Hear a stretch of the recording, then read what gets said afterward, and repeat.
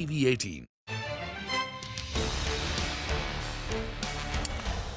The Union Budget for financial year 2024 is a few days away. It is likely to be the last full-year budget before the general elections in 2024, and it's coming just ahead of the crucial state elections in 2023 this year. What will these considerations mean for policy making in the budget? What can the government do to push the growth pedal even harder? And what will the market make of all of it? I have with me someone who's seen many budgets over the years. Samir Arora is founder of Helios Capital, and it's a pleasure to have him with me in the studios. Thank Samir, you very much. Great to have you with us here. Physically with you. Absolutely. Not on Zoom and Skype, and so this is so much better. What's your sense, Samir? How is this budget looking to you? Well, actually, when you say that I've seen all these budgets, last few times I have stopped seeing them as seriously because most of the big picture reforms or steps have been taken. And so I think even this budget will be at the end of it more or less event-free, which is what we need. We don't need new sudden announcements. But in general, I would think that because of elections or even otherwise, because of just the way the policies have been, and because there have been good GST collections, good railway budget, railway revenue beyond target and all, that there should be no increase in any tax. Right. And secondly, that there should be some more money in the hands of the middle class, because generally they have not benefited at all for many years in terms of anything from the budget. Right.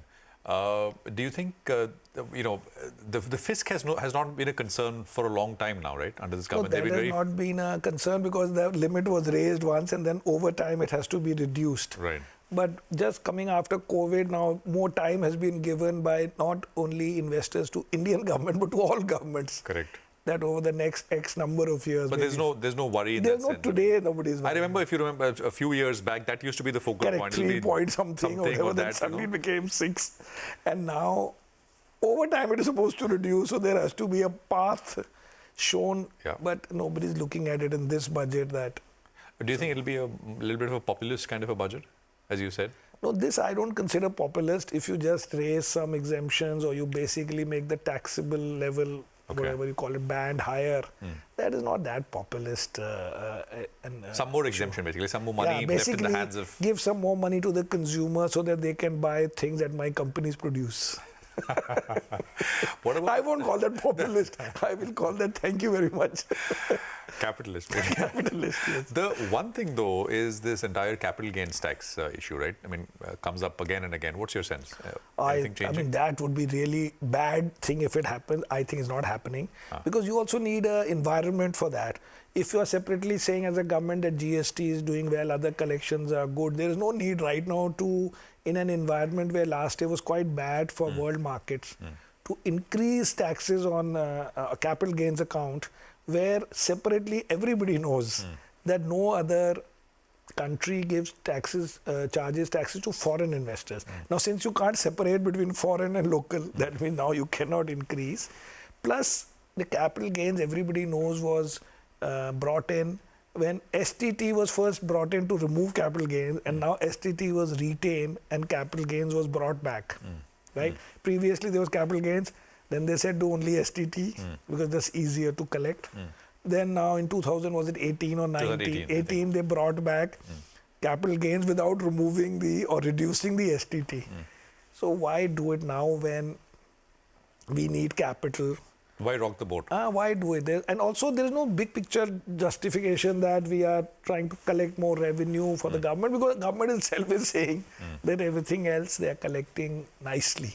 A lot of tax experts have spoken to, they said maybe not the rate of taxation, but all these asset classes have all these different thresholds for collecting, right? Part of life. Equity is 1, debt is 3, real estate is something, unlisted equity is something. So maybe rationalization. So do it on the debt side where if you want to help the banks, that the bank deposit gets full tax, whereas a mutual fund with debt or this thing has a lower tax.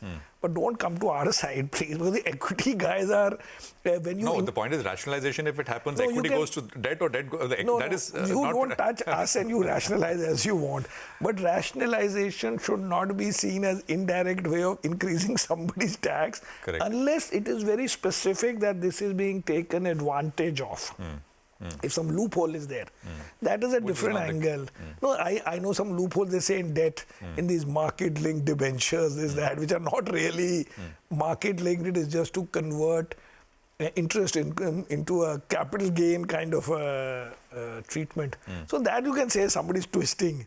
But in equities, because generally the world does not pay equity and there is no taking back that exemption you don't get there if you pay tax here.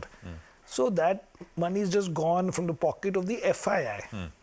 Now the FII and domestic now have the same thing. So therefore it has to be for everybody that please don't raise. Government has to sell, new IPOs have to happen, so many things have to happen. So you are right, don't rock the boat on this. Do you think it makes sense, and some of the view that the government will actually do more to make sure that India's investment attractiveness stays where it is? Absolutely, but actually the thing is that India has become attractive, A, for its own reasons, and B, because China has become less attractive. And people have to be nervous about China. Let's not dream that we are substituting China. We are saying the overflow from China. No, it is +1, right? It's China +1. It's not China out and only the +1. Correct. I don't think anybody's saying that. It's +1. Or you put +2. +2. So that people don't say only Vietnam, because supposedly that is the hot alternative these days.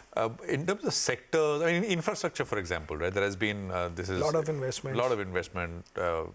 I think I was looking at some preview notes from economists. They were saying capex spending could go up another 10, 11, 12% in that range, which actually is on trend and pretty healthy. So some of these high-profile projects are really good. I was seeing some photos somebody was showing me today on this Mumbai-Delhi the corridor. Which with 12 hours you can go from Mumbai to Delhi or vice versa. But we are talking from a stock market point of view. We don't know what that means, so we will just clap for the country and the economy, but we are not buying anything who's making these roads.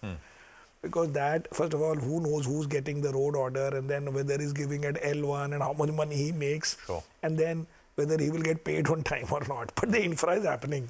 Which is great news. But correct, as a big picture, every line doesn't have to be that I have to buy a stock for that. So what we have seen over time is that previously we used to look at railway budget and get excited that there is some safety investments. So you're looking for signaling companies and now all But railway capex has been a big theme, Samir, right? That's what I'm saying. But broadly, we have graduated. Stayed away. We don't do that because we used to do all this all our life. And in the end, But now there is no railway budget, at least not a separate one. But I'm saying I don't react to somebody saying he's got an order of making a road or making water pipes or laying down water pipes. All that we say, excellent. Now they can invest in our fund, but we are not investing. I got that. Any other sectors? I mean, broadly, not from an investment point of view, but banking, financial services, auto. Exactly. I mean, big picture, if you look at the Forbes billionaires list and say from where do these billionaires come, because that shows wealth creation in the long run, they will only come broadly from three sectors, which are consumer, tech, and financials. I don't think you'll find a fourth. Big manufacturing types are not very many, because mostly those guys get diluted along the way, unless they become very big companies like some TSMC or something, hundreds of billions. For manufacturing companies, mostly because of dilution along the way. The original owners are there, but they are not able to retain all that value. 50, 60, 70% of the company, which means that those companies needed a lot of external capital to grow, which means from a stock market point of view, it was a dilutive business or whatever way you call it.